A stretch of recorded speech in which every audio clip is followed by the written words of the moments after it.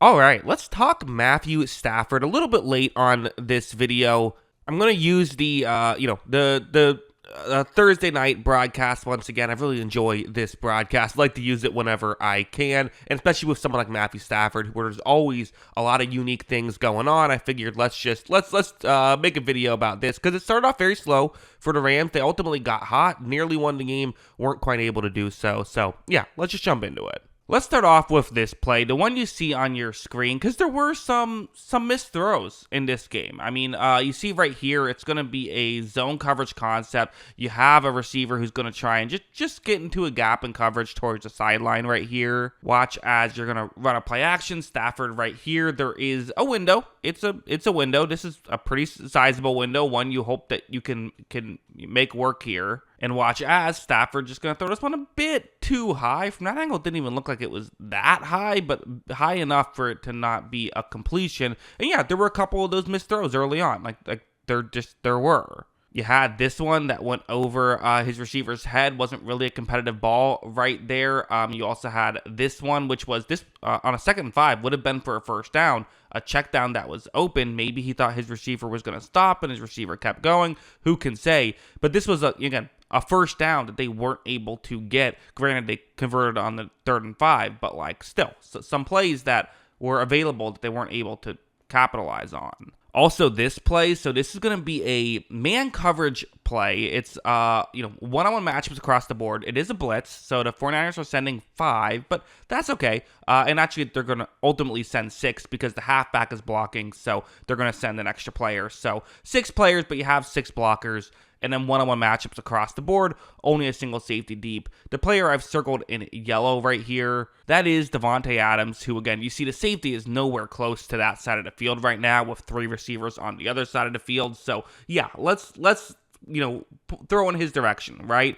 Well, what Stafford wants to do is he wants to look towards the right to get the safety to stay in that direction, and then he's going to throw one up to Adams. That's how Stafford operates. Okay, well, let's see what happens. Well, first, you got to make sure you pick up the blitz, right? You see those 2 49ers players, no worries for the Rams. They have enough guys to block everyone. The center is blocking to the left. They have 4 guys to block 4 defenders. The tackle and the back have to take up those 2 players. So usually you block inside out. So the tackle is going to block the inside guy.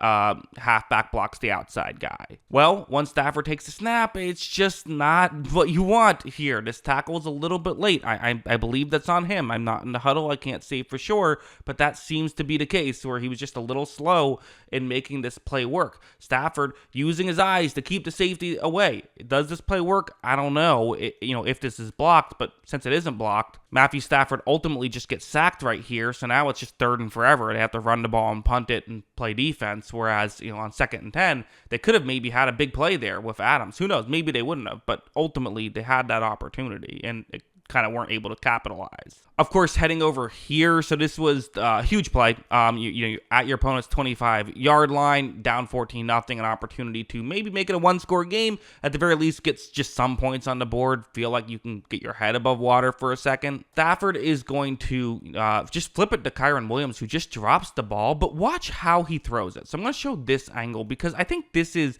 notable. So you see the ball and watch the spin on it. Watch how he throws it. Look at how much that spins. That's not how you want that ideally to go. That makes it just a little bit tougher to actually grab hold of. So for Kyren Williams, who has to look down the field and see where he's has to go, there was also pressure in his face, so he probably looked away from the ball, wasn't able to hold it in. But yeah, kind of sloppy by both of those guys. Ultimately for Williams, you still got to make the grab, even if it's a knuckleball. You got to make the grab. But for Stafford, I mean, don't throw it like that. That makes it more difficult. So yeah, neither one doing exactly what you would want. So now let's go over here. Down 14. This just felt like a gotta have it play. 3rd down and 4. You can't go into the half with nothing. So they're gonna look for a one-on-one matchup. And you're thinking, okay, one-on-one matchup, man coverage. Well, you gotta look for Puka Nacua or Davante Adams, right?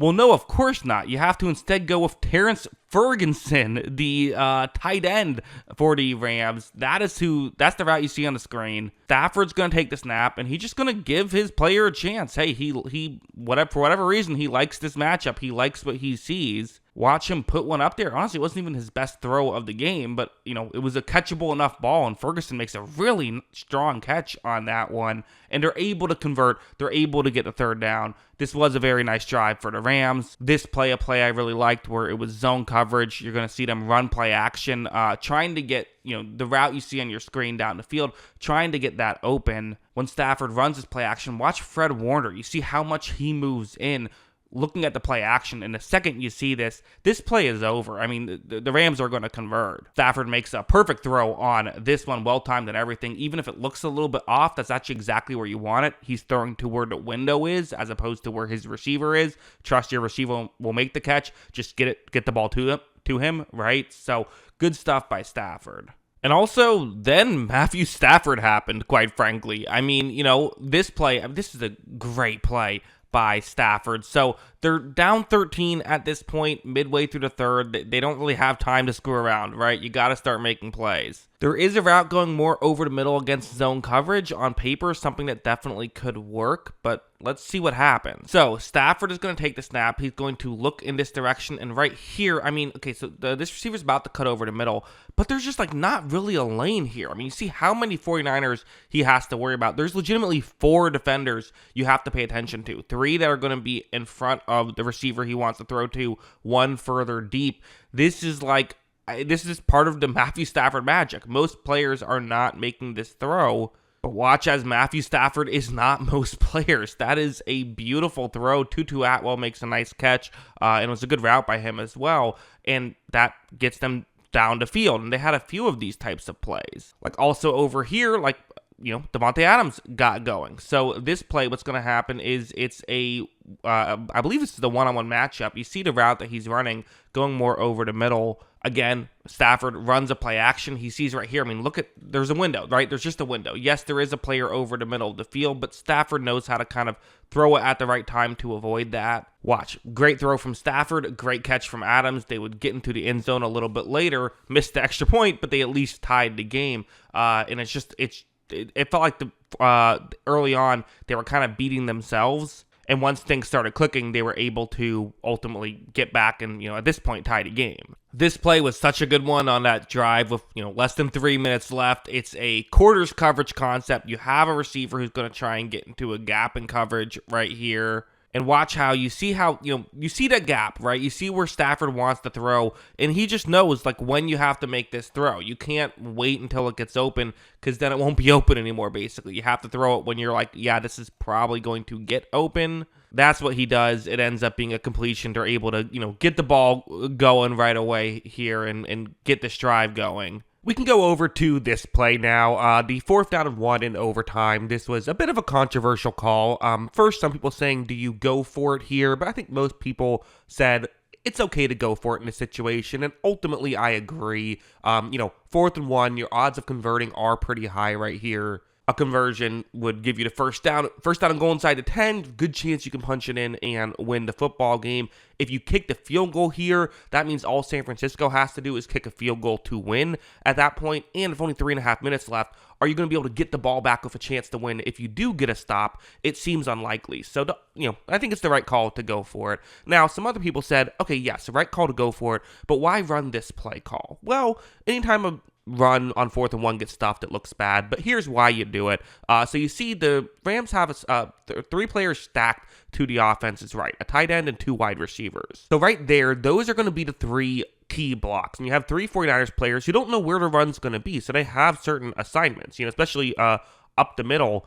I believe that's Fred Warner. It's hard to tell the numbers on this, but he has a lot of ground he has to cover on a play like this. However, when it begins, you see how they just crash in and essentially don't allow the Rams to make their blocks past the first down marker. Usually you want to make those blocks a yard further down the field because that's the yard you have to gain. But now there isn't a clear window for Kyren Williams to run through. So all he can do is just lower his shoulder, try to run into the pile, and hope you can move that pile forward a yard. But when he tries to do that, other 49ers who were unblocked by design are able to get in and make the play. Ultimately, it was a really good defensive stop by the 49ers. The players have to execute, right? You got to make those blocks. It's just that simple, and it's hard. It's late in the game. I'm sure they're exhausted. But all you can do as a coach is put your players in position to succeed. I think they did that. They had an opportunity. If they make their blocks, they get the first down. Weren't able to do it. And so because of that, the 49ers are victorious. Give the 49ers defense credit. They made a play.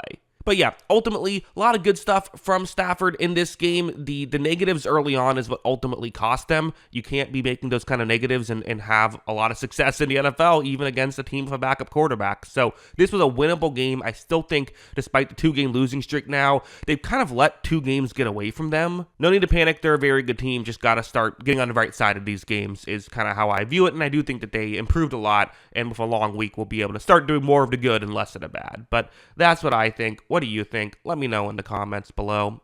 Always love hearing from y'all. And of course, as always, thanks for watching.